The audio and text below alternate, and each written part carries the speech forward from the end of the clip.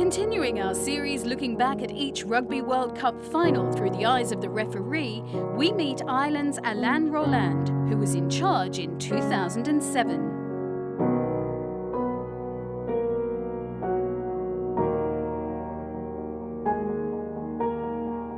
They had told us after the quarterfinals, when we got together, right, we're going to announce the semi-final and the final referee all at the same time, right? And you're kind of thinking, holy God, you know, I won't use the language that I use, but you do start thinking, Jesus, this is it. Now, this is the moment of truth, you know?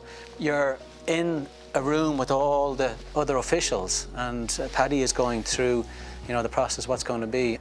He says, and then in relation to the final, the referee is going to be, and he said my name, right? Then it became a blur. I just remember going over to Joël Dumais, who was very close to me, and he says, congratulations. And I just broke down, like I just absolutely lost it.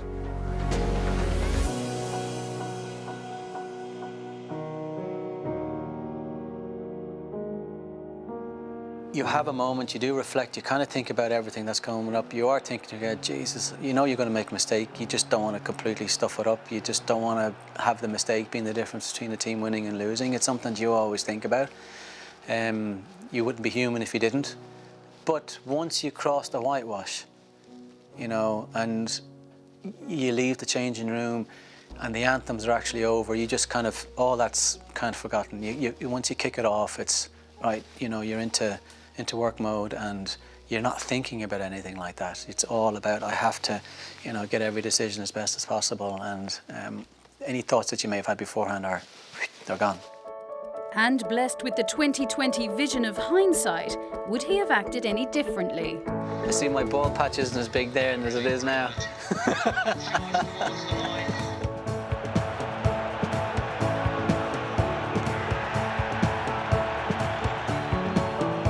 Penalty kick, good decision. Oh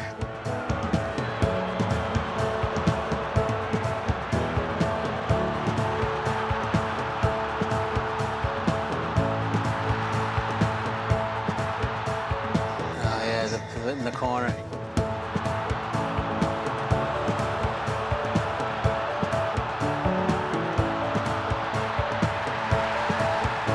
Huge debate even on the decision when we came into the changing room afterwards, because we felt, you know, Stewart, he had a look and he came back because it was really that close. But I went back for the penalty kick for the advantage for Berger slowing the ball down. I should have stuck him in the bin for a cynical foul.